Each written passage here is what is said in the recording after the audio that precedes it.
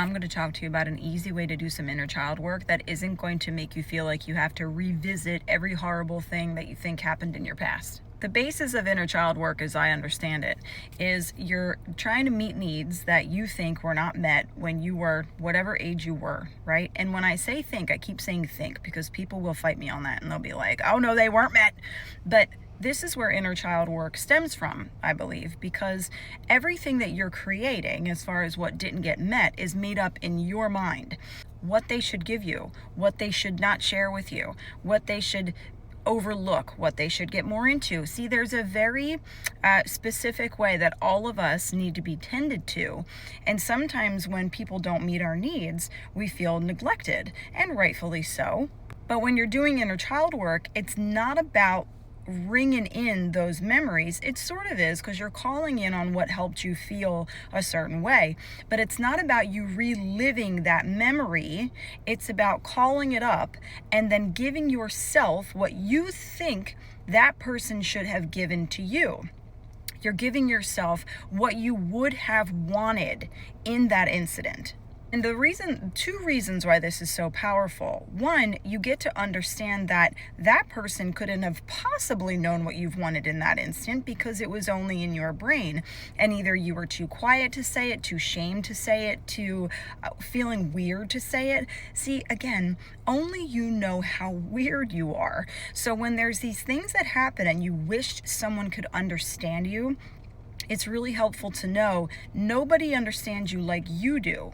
And when you start to accept you and you start to understand that you're the one that can accept you 100%, like all the gross things, all the weird things, all the things that we think of and we're like, why the fuck am I thinking that?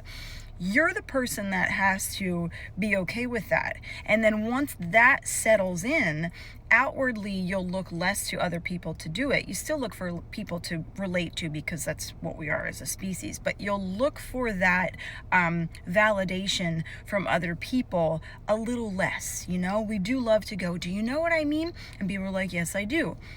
But the inner child work is about looking at you, at your face, and saying, here's the thing that I thought you needed back then.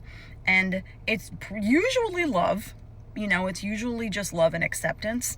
And you just give it to you. And you look and you talk to that little person in there. And you're like, back when you were too shy to say what you needed to say and everybody thought you needed to be pushed further into the experience, but really you just needed to be guided and hugged. I know that. And I understand that. And I'm here for you now. You know, now I'm going to give you a big hug as we walk into this new room. That's what inner child work is to me. And again, I'm going to say this because people really get on me for this. This isn't to take away the harshness of some people's experiences. I'm not saying to just make it okay that some people act completely inhumane. What I'm saying is, when people act inhumane and we deem it to be, I don't like that, this is what happened, I'm not going to have that happen again. Sometimes the gaps that are not filled in will never be filled in by the person who wronged you, and you're never going to understand why. Now, I think that there's some karmic stuff going on, and we could get into a whole bunch of other weird stuff because, like I said, I'm weird. But on a surface level, they're not going to maybe apologize to you. So it's up to us to fill the gaps in and create this space of love and acceptance and safety. And that's when we can actually start to recognize other people that come into our lives to do the same. Follow me. I would like you to hang out.